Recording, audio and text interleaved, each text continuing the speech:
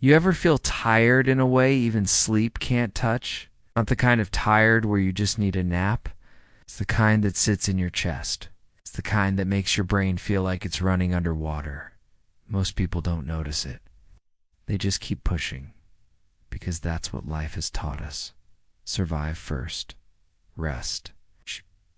Maybe later, and no one ever taught us how to rest. Only how to keep going. If that sounds familiar, stick with me, because this story might explain why you wake up tired even after a full night of sleep. Quick question before we go deeper. When was the last time you rested and actually let yourself? Not scrolling, and not zoning out, not doing fake rest that just distracts you from the pressure. I mean real rest. Where your nervous system finally says, enough. Most of us learn to live in survival mode. It's quiet, unspoken, small survival. Be strong. Don't complain. Keep going. Figure it out. You got really good at it. Too good, actually. So good that people started relying on you, expecting you to always handle things. And every time you pushed past exhaustion, you whispered to yourself, this is just life. But here's the problem.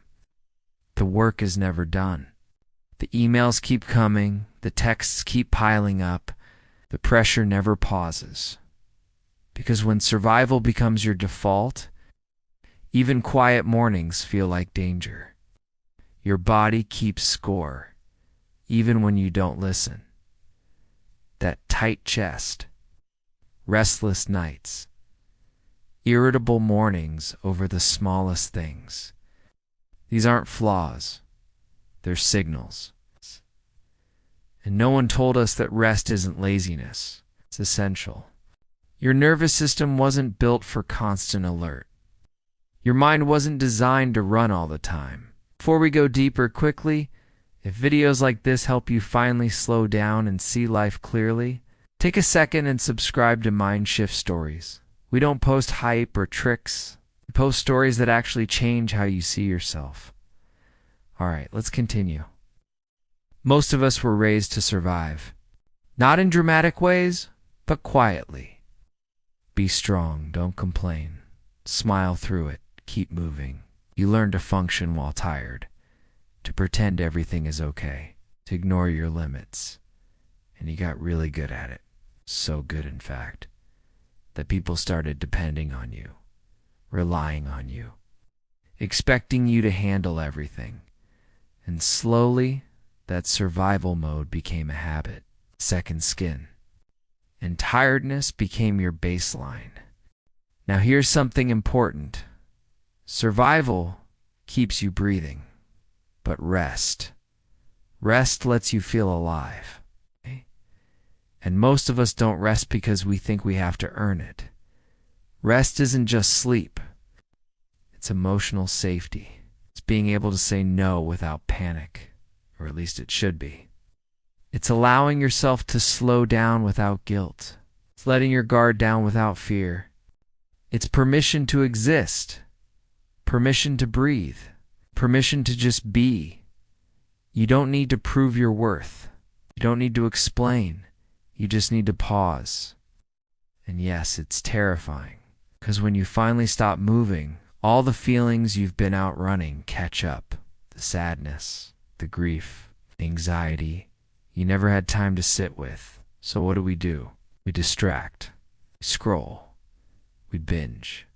We stay busy because busy feels productive, even when it's quietly killing us. Here's the wake-up line most people never hear. You can survive for years and still miss your life. Even small moments feel unsafe when survival is the default. Even silence feels dangerous. And here is the micro surprise for your nervous system. Your body already knows when you realign to it about rest. It's why tension lingers.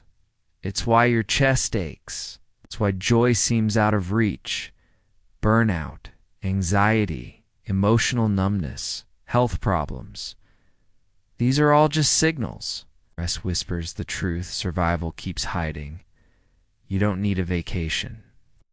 You don't need permission from anyone. Just need to decide. Decide to stop proving. Decide to stop explaining. Decide to just breathe. The world will keep spinning without your exhaustion running the show.